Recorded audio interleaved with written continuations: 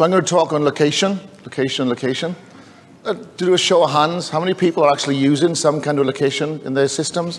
Lots of people? Oh, okay. I kind of expected this to be a, location. Some people would be interested. And then Sam and Jussi gave me a great introduction yesterday saying, what was it, Sam? You said 25% or something, and 10% is BLE. Where is Sam? Yeah, what you're saying about yesterday, you said you find it more and more location. Yeah, and location seems to be having a renaissance. It seems to really come into its own. So let's talk about this. Life questions. Who am I? Where am I? Why am I here? Well, we can't help you with any of those, but we possibly can help you with where am I. Okay? The purpose of location is to tell you or tell someone else where you are. Really, there's two ways to do location, or two main applications. Blue dot is called. Anyone that's ever used like Google Maps understands the concept of blue dot, wayfinding. Usually requires a compatible application on the client, of course, all right? Then the other perspective is where the network is watching you, or the government is watching you. Let's be paranoid. How the network viewed you, what you did, and what you're doing. So then the two main applications for location. How we use these and the use cases of these can be hospitals, nurses' homes, asset tracking, location planning, even warehouse picking. I had one customer who told me that the vendor told them that if a person is walking around a corner and a forklift is coming around the corner, it can stop the forklift dead, which is, okay, maybe. Maybe we'll see if that's possible or not. The technologies we're talking about, yesterday you heard about BLE. Okay, so BLE is up and coming. You find it's getting more and more, Sam? You said 10%, getting more and more, yeah? You've got good old-fashioned RFID tags that have been around for the longest time. And then you've got good old-fashioned MAC addresses. When you track MAC addresses, there's two ways, really, that the vendors do it: connected clients and probing clients. Well, probing clients isn't so cool anymore because all the devices are now using random MAC addresses when they probe. Okay. So I put together some rules of the road, and I see time's fleeting very quickly. So rules of the road for using location. So number one, there is no system available today that can tell you where you are right now. Pause for dramatic effect. Cisco and Miss guys have just sat bolt upright. What's he talking about? What I'm trying to say is, it can't tell you where you are right now, okay? It can only tell you where you were. Now, if it tells you where you were 10 microseconds ago, that's virtually real time. If it tells you where you were 10 seconds ago, that's not the same thing, all right? So if it's a 10-second delay to find out where the forklift and the person is, that system's just not going to work, okay? Squish, too late. Oh, we should have stopped it.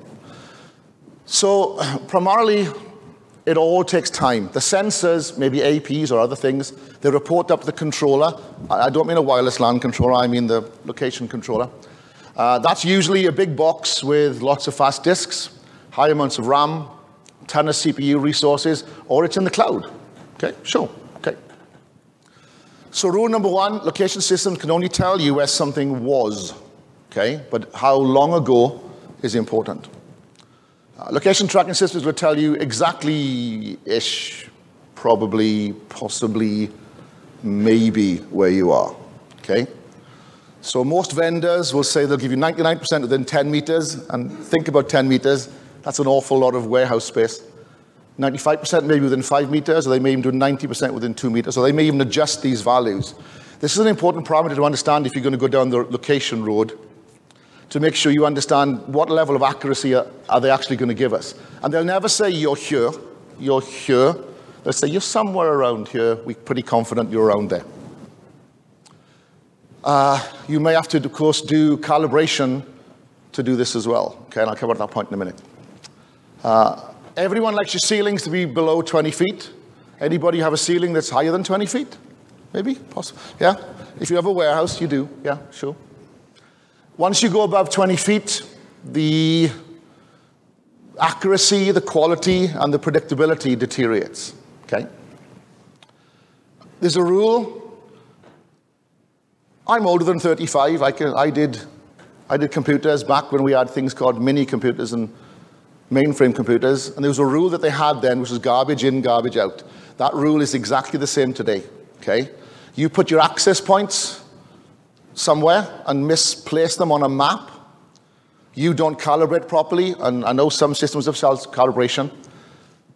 And if you're inaccurate with the information you feed in, it'll be inaccurate with the information that you get out. Okay? So all about the Benjamins. No, not that currency. I mean currency, not money currency, okay? How current, how up to date is your information? This goes back to the point I made earlier. Is it 10 microseconds, 10 milliseconds, 10 seconds, or 10 hours up to date? An application that some people want to do is they want to put tags on high-cost items. So if the tag suddenly leaves the store, a flag goes off. But if it's 30 seconds to calculate that the flag has gone off, or 30 minutes to calculate that the flag has gone off, that's a big difference, okay? If someone's stealing a large, expensive item, 30 minutes later, they're halfway down the freeway now. They're well gone. Basically, it's databases. All the data is stored in databases. There are two main databases that they use in location. The location database is the information of where it thinks you are now.